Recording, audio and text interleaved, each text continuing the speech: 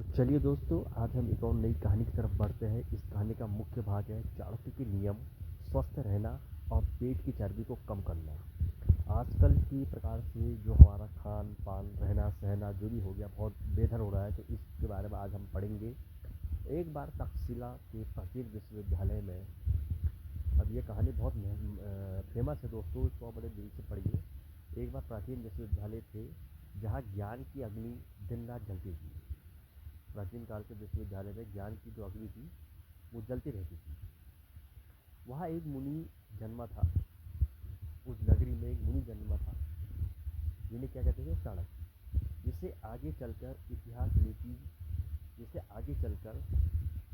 नीति के देवता के रूप में जानने लगा। ठीक है दोस्तों, देवता के रूप में जानने लगा।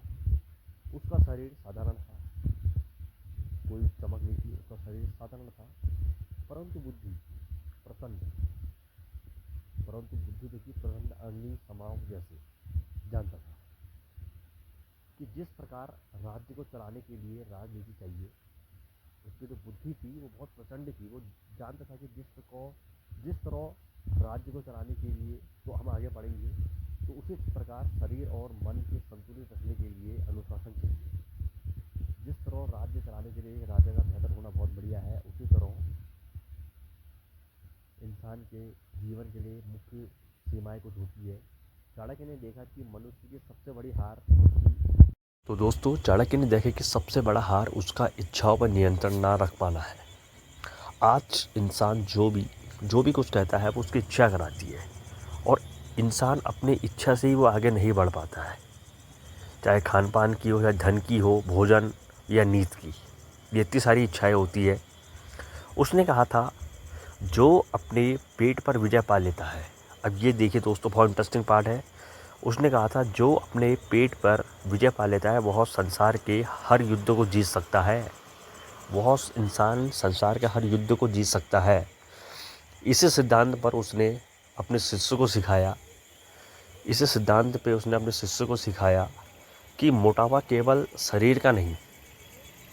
अब ये सुनिए दोस्तों, मोटापा सिर्फ शरीर का ही नहीं होता है, सिर्फ शरीर का ही नहीं, मन का भी है, मन का भी राज है।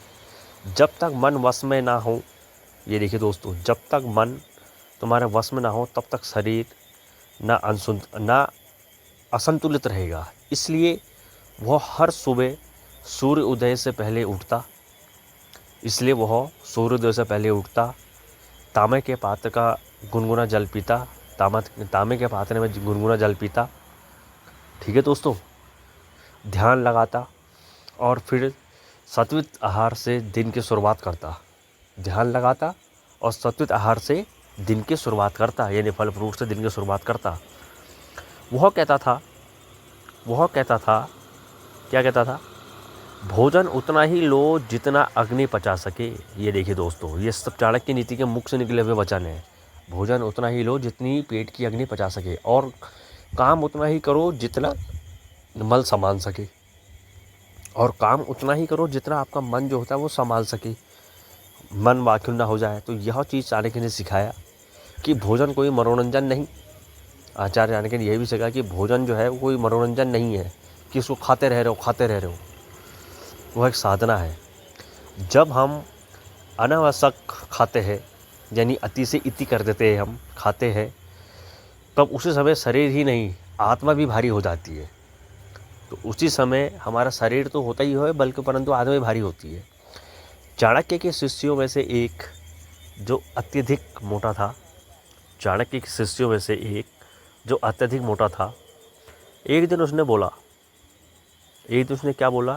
बोला, गुरुदेव, मैं अपनी चर्बी कैसे घटाऊं? उसके शिष्य ने बोला आचार्य चाणक्य की। चाणक्य मुस्कुराए और कहा, अपने विचार हल्के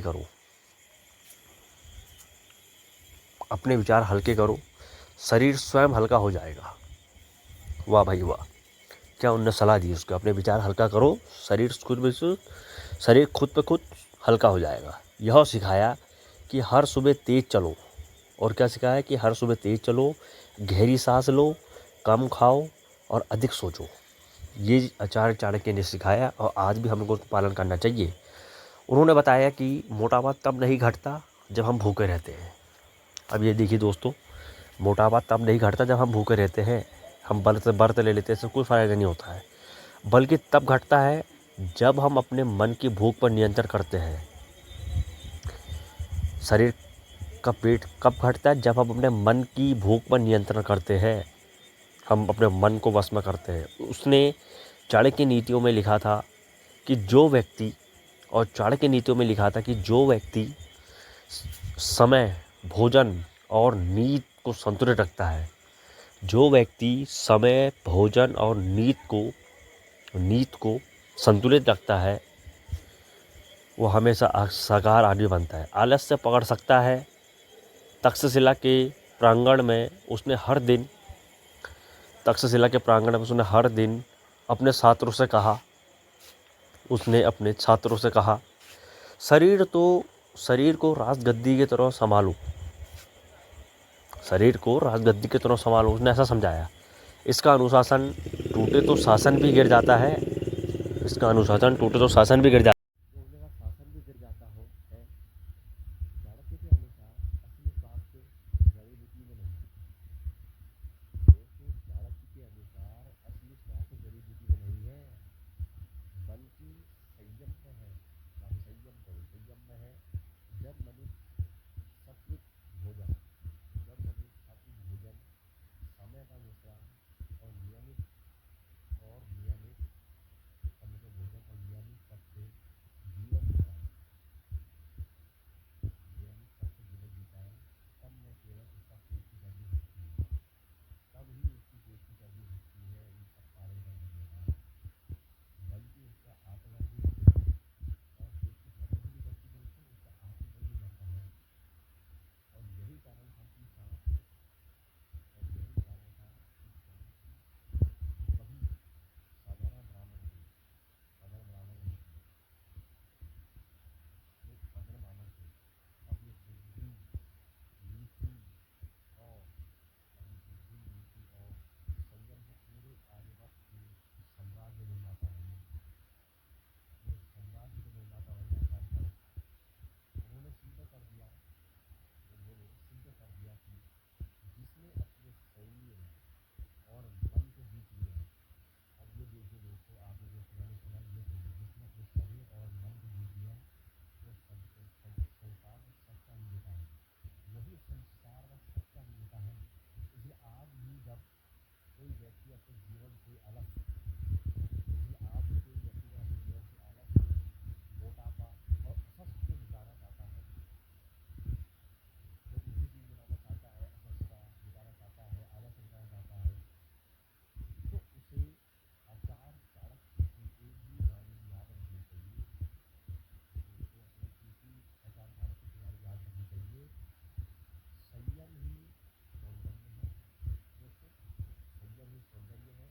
अनुशासन की शक्ति है।